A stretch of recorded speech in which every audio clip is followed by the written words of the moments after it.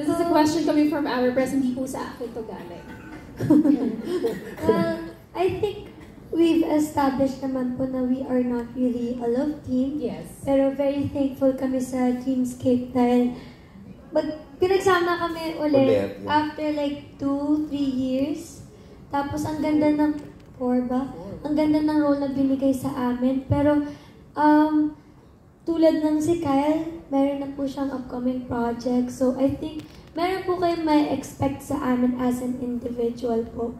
Pero sa mga Caldea fans namin na sobra kaming nagpapasalamat sa kanila, what I can say is, meron silang pwedeng i-expect sa last week of senior high sa eksena namin ni Kyle. Na Baka this week eh, di ba direct? Baka this week. Baka nga this week, and feeling ko magugulat sila and kayo din. Pero ano yun, talagang inalagaan namin yung eksena na yun ni Kyle and talagang pinag-usapan namin, pinaghandaan po namin yun.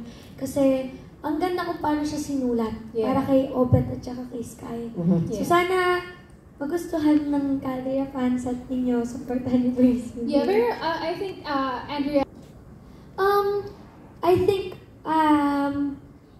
nagsisimula po siya, nag-start pa lang kasi ako ng acting ko at age of 7.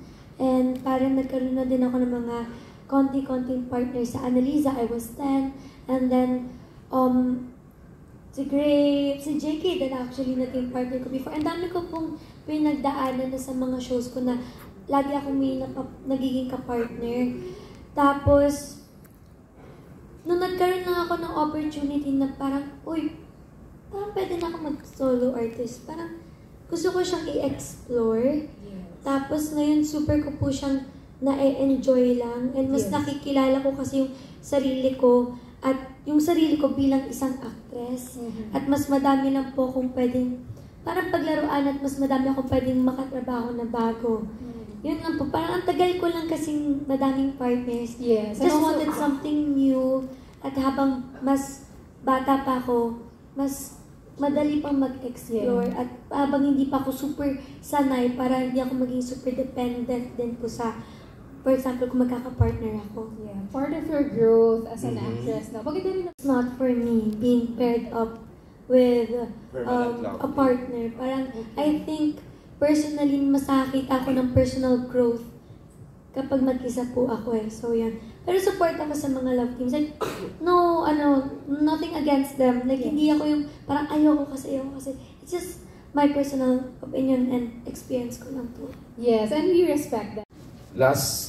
Kagabi mo na yung last silang makikita, the rest, ibang family na yung makakasama nyo, di ba? Iba kanya-kanya na kayo ng project. Actually, super bigat po kasi ng lahat ng kinunan kagabi. Mga major scenes po talaga siya. Kanina, like lahat, mga revelations, ganun. So, wala po talaga akong time para mag-sink in sa akin yung sepangs or ano. Parang nagkaroon na ng isang moment pagka-uwi ko. Sabi ko, oh my gosh. After na to, next namin kita parang sa 19 na. Tapos lagi kasi, naiisip ko na magkikita pa kami. So, hindi pa talaga siya nagsisink in talaga sa akin. Kasi in my mind, makikita pa kami sa party namin, sa last viewing namin. Pero, nung na-close ko po yung scenes ko kanina, nakaramdam lang ako ng gaan lang din.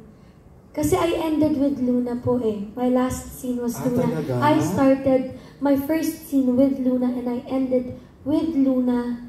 And feeling ko nagkaroon lang ako ng closure with her. Kasi super naging malapit po sa akin yung twin sisters na yun. Talagang isinapuso ko talaga yung hurt nila, yung pinaglalaban nila. So, nung na-end ko yun, sana nabigyan ko sila ng justice. And natulungan nila ako. Tapos lahat na nakasama ko dito, sobrang thankful ako sa lahat na natutunan ko sa kanila. At sobrang thankful lang ako na nakatrabaho ko si Direk Onad. Siya talaga, grabe. Siya yung favorite na director ko sa totoo lang kasi grabe siya mag-alaga, grabe siya, super particular niya. And gusto ko yun, Direk Andoy, narinig mo yun? Direk Andoy, sa Direk Rico, narinig mo yan? Direk Ando. Direk Jojo, narinig mo yun? Sobrang taas ng respeto ko po kay Direk Onat at sa lahat na nandito. Hindi ko pa masyadong masasagot yung tanong kasi hindi ko pa honestly nafe-feel. Kasi feeling ko talaga magsasama at magkikita pa kami. Pero basta masaya ako. Masaya ako sa senior high na to, sa buong show, at sa lahat na nagmahal ng show na to. Maraming salamat po. Alright. Again, thank you. Sa inyong lahat, thank you all for being here. At sa mga kung kayo sa first naming media ko, maraming salamat po. At sa lahat ng nanonood, thank you for supporting Senior High. Sana po na ituwid namin ng maayos yung message ng Senior High. Sana nakapag-raise po kami ng awareness through this show at marami po kaming families na natulungan at madami din kami mga kids na may pinagdadaanan sa mental health nila na sana nakatulong din po ito sa mga hindi pa din lumalabas sa closet nila. Sana din makatulong kami sa inyo. So yun po, thank you all so much and thank you to Dreamscape dahil nag-encourage sila na parang naisip na alam mo, it's time na makagawa tayo ng ganitong klaseng show for the Gen Zs and sa mas nakakatanda po namin generation. Pero yun, malapit na po matapos ang Senior High. January 19 na po yung last episode. Sana po panoodin ninyo. Madami pa pong big revelations na mangyayari. Monday to Friday, 9:30 p.m. sa I Want TFC, sa Kapamilya Online Live, sa A to Z, and sa TV5. Alright. Kapamilya Channel. Kapamilya Channel, yes. From the adult, ano naman, Miss Angel, any word?